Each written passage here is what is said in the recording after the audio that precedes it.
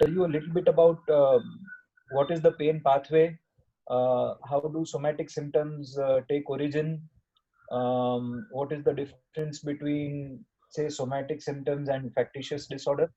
Uh, they do tend to ask a little bit about the pain pathway and the receptors and the neurotransmitters involved, and what is the mechanism of all that happening. So we'll try to cover that, and we'll try to include the dissociation aspect in it as well, as much as we can.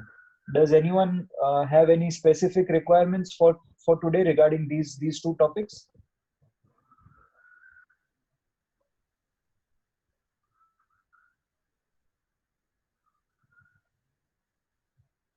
Okay, all right. So shall we start with the pain pathway? Yes, sir. Okay.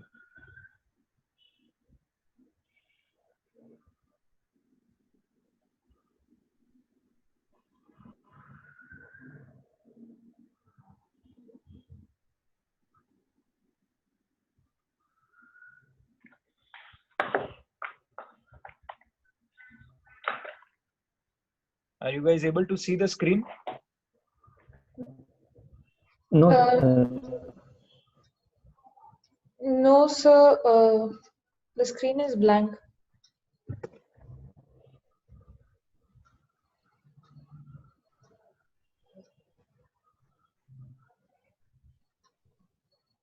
How about now? Yeah. Okay. So is this visible? Yes, sir. Okay, perfect, perfect. All right.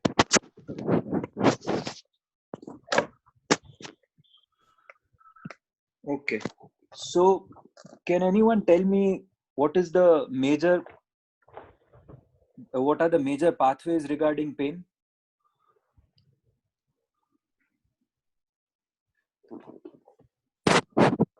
Start with some very basic ideas. So how would you define pain? What is pain?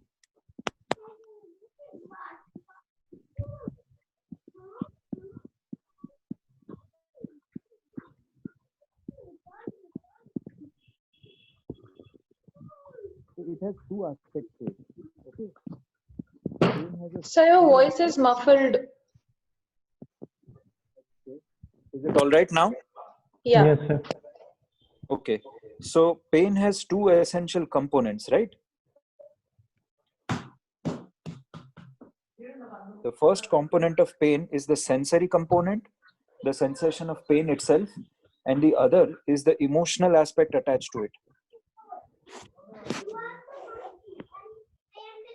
All right. So it is essentially the body's way of telling that there is some sort of tissue damage. And how does the body convey it to you that there is some tissue damage that I'm suffering right now? So that is essentially through sensory and emotional components, right? Can anyone tell me what nociception is?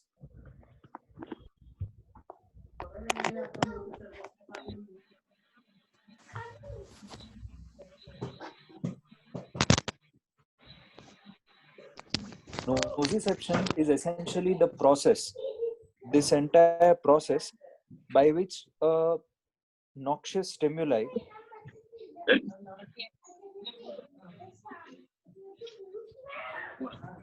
will produce activities or depolarizations in the sensory pathway, which will eventually lead to the sensation of pain. This entire process is known as nociception, right? Now, allodynia is a very important concept as far as psychiatry is concerned. And the concept of allodynia is that, does anyone know what allodynia is? Pain being caused by something which is not by any stimulus which is not usually painful. Great, good answer. So pain caused by a stimulus which doesn't usually cause pain.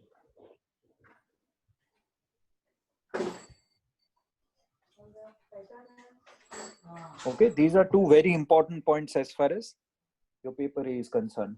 Now, what is the difference between analgesia and anesthesia?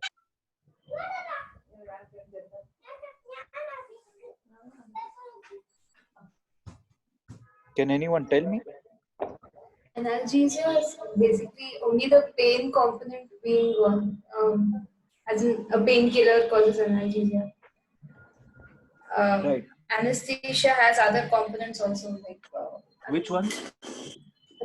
muscle relaxation, and So the major difference between analgesia and anesthesia is that in analgesia, the touch sensation is present and the pain sensation is absent. Whereas in anesthesia, touch is also absent and pain is also absent. All right. Is this clear? Yes, sir. yes, sir. Okay. Yes, sir. So I'm going to make this structure.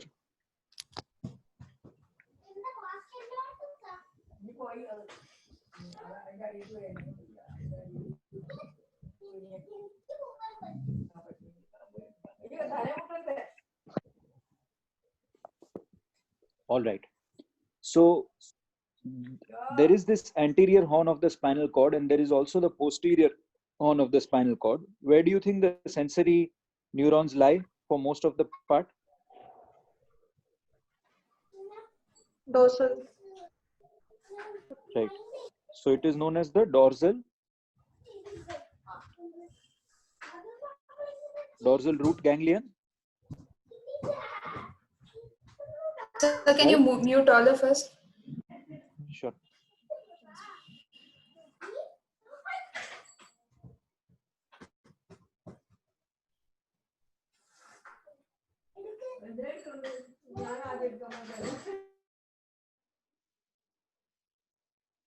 Okay. I hope I'm audible. So essentially what happens is this is the dorsal root ganglion, right? And it has a relay station here. But after that, what happens is that there are projection neurons after that. And these projection neurons will go via the anterolateral spinothalamic tract. They will go up, all right, through the anterolateral or the spinothalamic tract. Can anyone just tell me in brief what the fasciculus gracilis and cuneatus do and what the anterolateral thalamic tracts do? Remember these, the basic tracts of that we studied in the first year of med school? Yes, sir. Anterolateral is mainly for pain and temperature. Yeah. Okay. So the easiest way to remember is that the fasciculus gracilis and cuneatus, these are old tracts. So they will be responsible for crude touch, right? Temperature, pain, whereas the anterolateral are comparatively newer. So they will help us with the localization, fine touch, 2-point discrimination, right? Makes sense so far? Yeah. Yes, sir. Okay. And these neurons, these specific neurons are called projection neurons. Okay.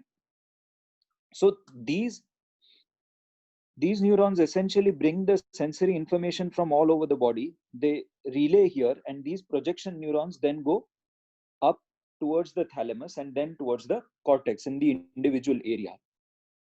Now there are 3 types of receptors here, right? A beta, A delta, and C.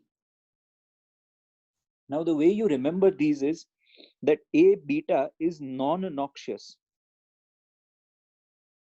So it is not responsible for pain. These are essentially mechanoreceptors. Whereas the A delta ones are noxious mechanoreceptors.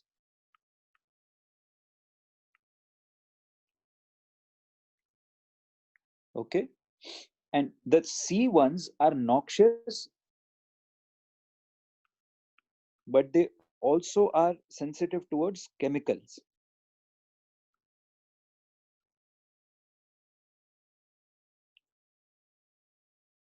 Heat.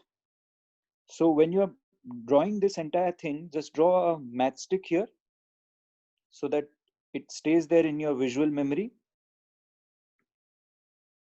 All right. And draw a chili here so it will remind you of chemicals. Okay, so you have chemicals and you have heat, whereas this is essentially mechanoreceptors. So draw a small hammer here so you won't forget it. And these are essentially normal, non-noxious. So you can draw a leaf or something here. So now when anyone asks you in an MCQ, what are the A beta fibers, what are the A delta, and what are the C fibers responsible for, you should not forget them. This is basic ones, right? Now, what are the main neurotransmitters which are associated with this entire pathway or this entire system? What are the major neurotransmitters which are associated at the dorsal root ganglion?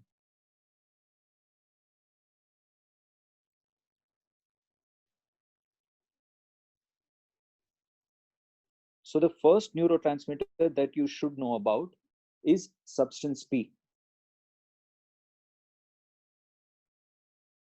And substance P has two types of receptors, that is the NK1 and NK2. All right. The second type of neurotransmitter which is there and which is essential at the dorsal root ganglion is the serotonin. And the serotonin has 5-HT, 1B, 1D, and 5-HT3 receptors here. The third type of neurotransmitter here are the endorphins. And it has the mu opioid receptor here.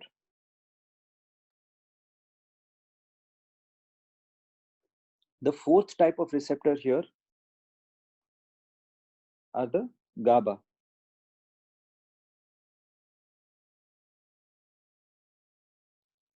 Both A and B.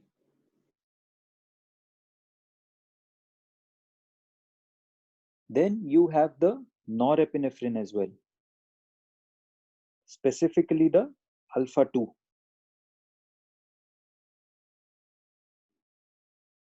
You also have two more. One of them is glutamate.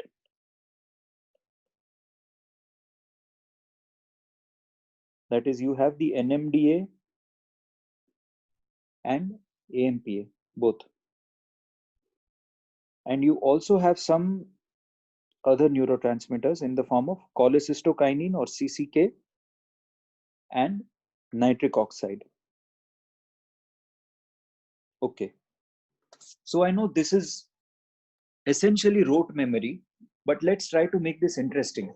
So come up with things that you can think of about the application of these neurotransmitters and where you have seen them in their clinical implications. Like nitric oxide is a commonly used anesthetic, right? Specifically in dental procedures. Am I audible? Yeah, yes, sir. Okay. Yes, So give me a couple of more examples of what you can think.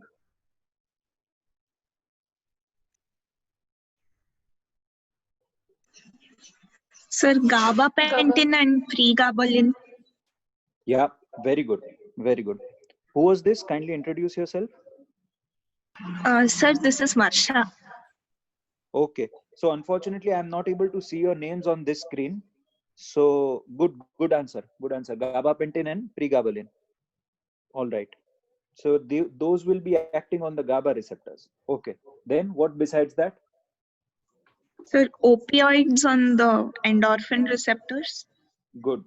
Good. What else? What medications do we use for somatic symptom disorder? SSRIs. So now, are you able to correlate this thing? Yes, sir. Why would SSRI benefit a person who has pain or somatic symptoms?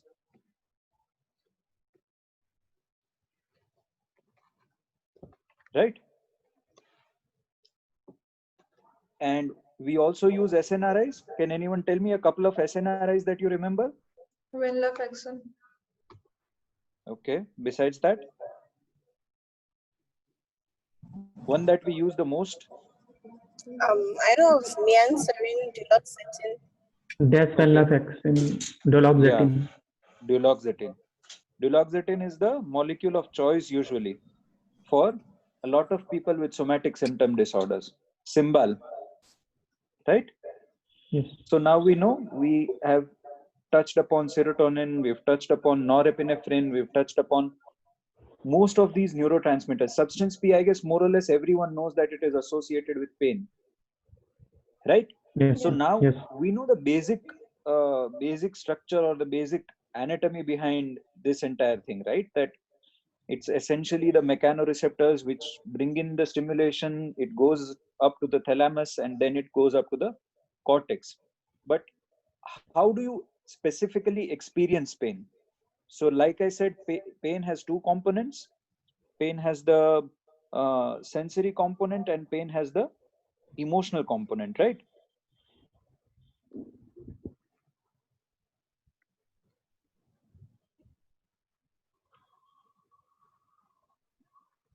So two things. One is the spinothalamic tract and the other is the spinobulbar tract.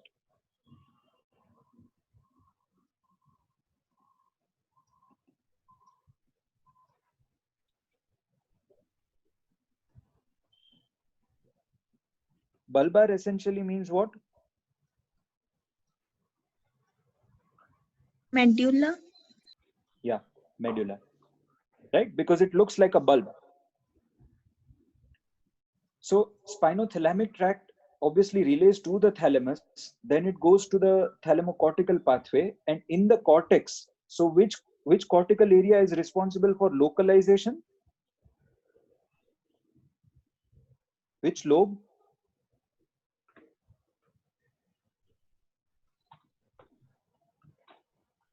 The parietal lobe.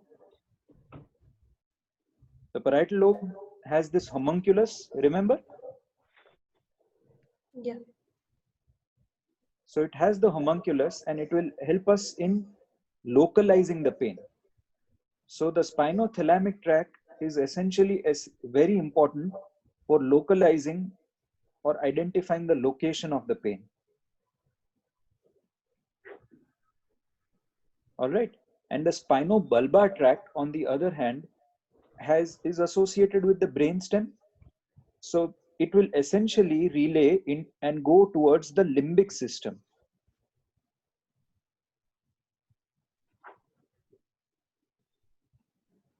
And the limbic system, like we know, is essential for your emotions. And that's how both of them will get together and give you the ouch sensation. So you will be able to localize and you'll be able to feel the unpleasant emotion that comes along with pain. Now, we come towards the very important concept of segmental and suprasegmental or central sensitization. Has anyone heard about this concept?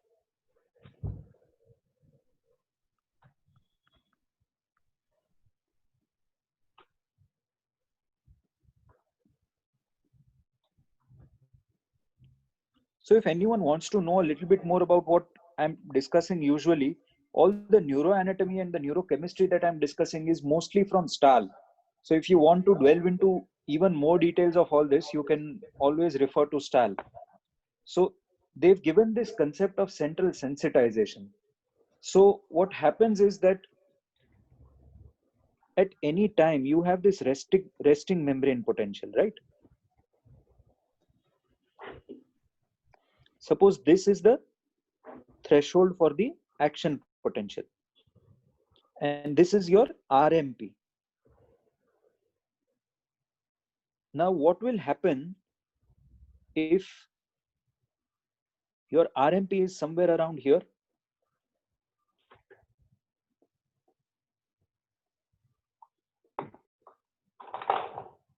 What happens then? We'd get easily, we'll feel pain easily. Higher chances of depolarization, right? Or more vulnerable.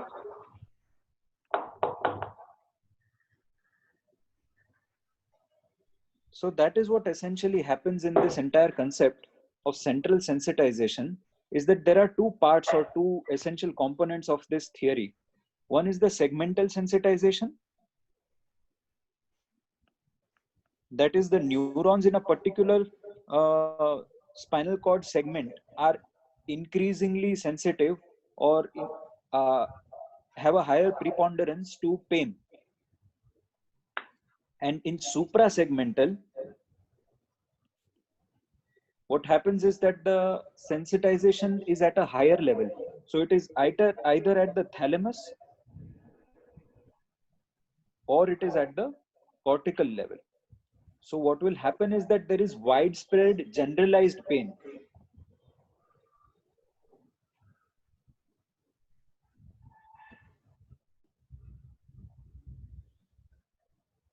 And you remember, the pain of somatic symptom disorder is usually widespread and generalized, not particularly exactly located, right?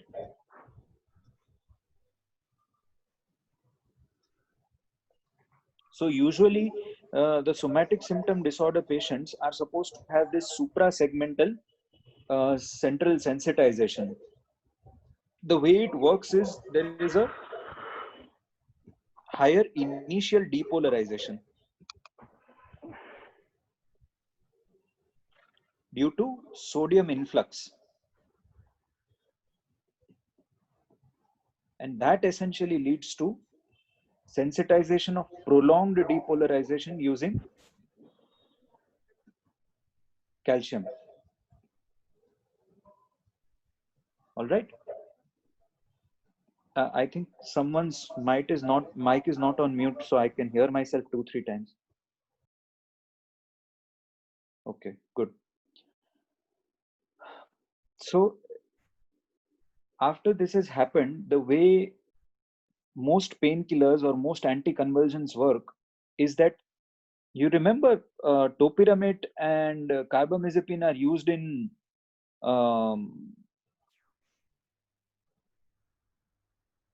a lot of neuropathies, also used in trigeminal neuralgia. So that is how Yes, sir. anticonvulsants work.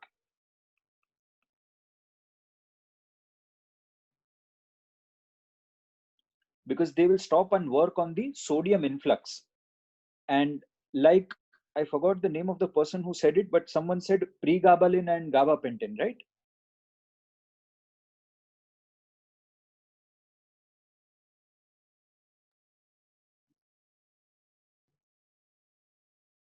And it essentially works on modification of these alpha 2 delta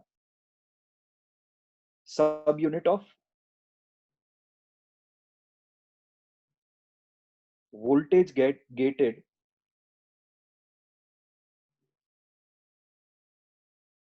calcium channels.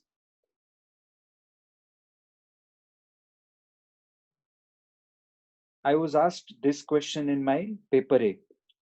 What is the mechanism of action of pregabalin or gabapentin? And you need to know that it works specifically on the alpha to delta subunit of voltage gated calcium channels. It is all right if you are someone who can just memorize this and get it over with, but I need to know a little bit of basics to make sure that I don't forget it ever. And that's why it's essential to know these things. You need to know the concept of central sensitization. You need to know how it works, initial sodium influx, then prolonged calcium. And then eventually, if you block the calcium, then it's pregabalin, gabapentin. And if this one, then it is AEDs, right? Now, what are the common symptoms of somatic symptom disorder, and what are their places of origin as far as the brain or the cortex is concerned? Tell me some symptoms of somatic symptom disorder or fibromyalgia.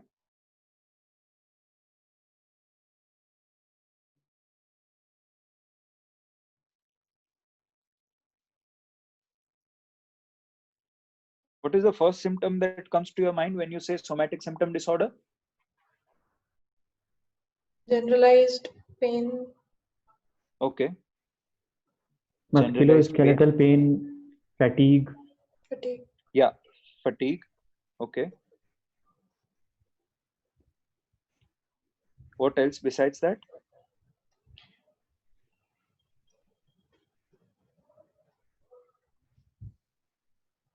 Sleep and appetite. Even anxiety to some extent. Very good. Anxiety. What else? Concentration. Remember the DSM criteria for anxiety?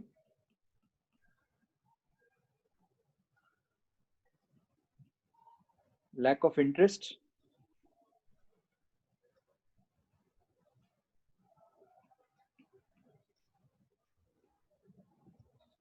Okay. So what part of the brain do you think is responsible for pain now that you know?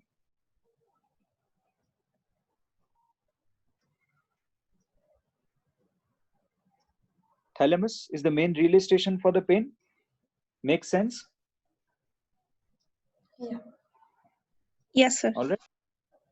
Then who controls the motor willingness, or what do you say, the planning of the motor functions, the execution of the motor functions to be precise? Basal ganglia. Right. So striatum and spinal cord. Who controls the sleep and appetite? Hypothalamus. Who controls the anxiety?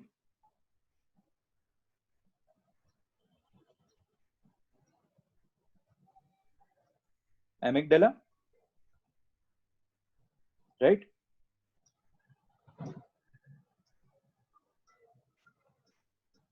Concentration or working memory is controlled by?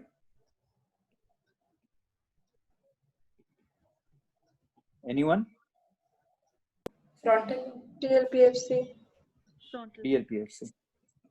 And interest or pleasure or happiness is controlled by?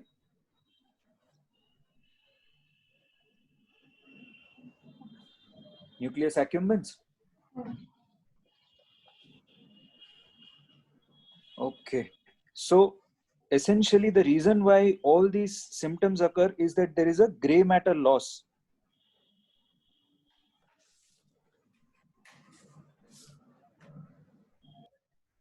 In chronic pain.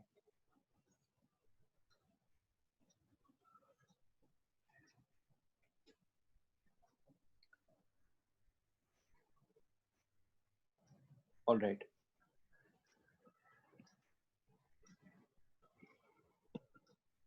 So we understood how the opioids work, that is by the descending opioid projections.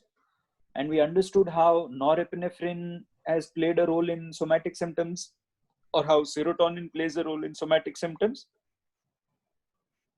Right? Yeah. So the basic theory is that those neurotransmitters are in reduced amount in the synapse, and that causes increased sensitivity. And due to this increased sensitivity, there will be an increased sensation of pain. All right.